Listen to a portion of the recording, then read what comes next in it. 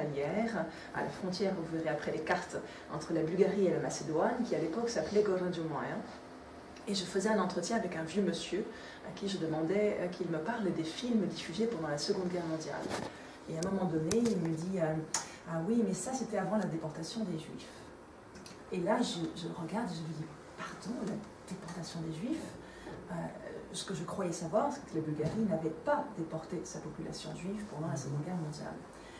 Et puis j'essaie de lui reposer la question, dire « Ah, ce ne sont pas de bonnes choses, il ne faut pas en parler. » Et donc à partir de là, je me suis dit « Bon, il va falloir se documenter. » J'ai donc pu travailler sur la Bulgarie 15 ans et ne pas savoir cela. Et cette découverte, et après le travail en archives, et après tout ce que je mène depuis lors, a été un bouleversement si profond que cela a changé probablement le cours de ma vie.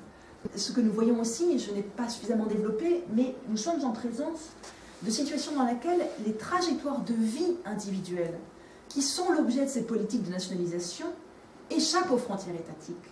Car, voyez-vous, dans l'Empire ottoman, il n'y avait pas de frontières entre les États.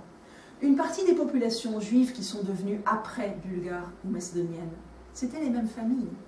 Des familles qui vivaient dans des espaces régionaux non séparés par un tracé de frontières. De sorte que ce que vous avez eu comme déchirure par la frontière n'était pas simplement de séparer un peuple en train de devenir macédonien de Bulgares dont certains sont de la région de Macédoine, c'était aussi parfois de fragmenter, de fracturer des familles juives, dont certaines devenaient macédoniennes et d'autres bulgares. Et il y a une diplomate de citoyenneté bulgare qui s'appelle Léa Cohen, qui a été avant musicologue, et qui s'est fortement engagée comme militante de la mémoire pour accuser les autorités bulgares de ne pas reconnaître, donc elle s'est engagée dans le sens de la cause macédonienne. Et lorsqu'elle présente son engagement, elle dit « Moi, je suis de l'entre-deux.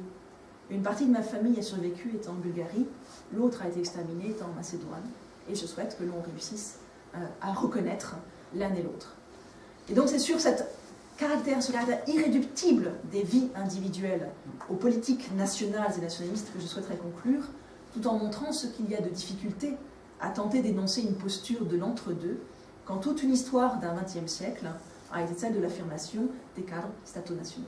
Je vous remercie. Wow.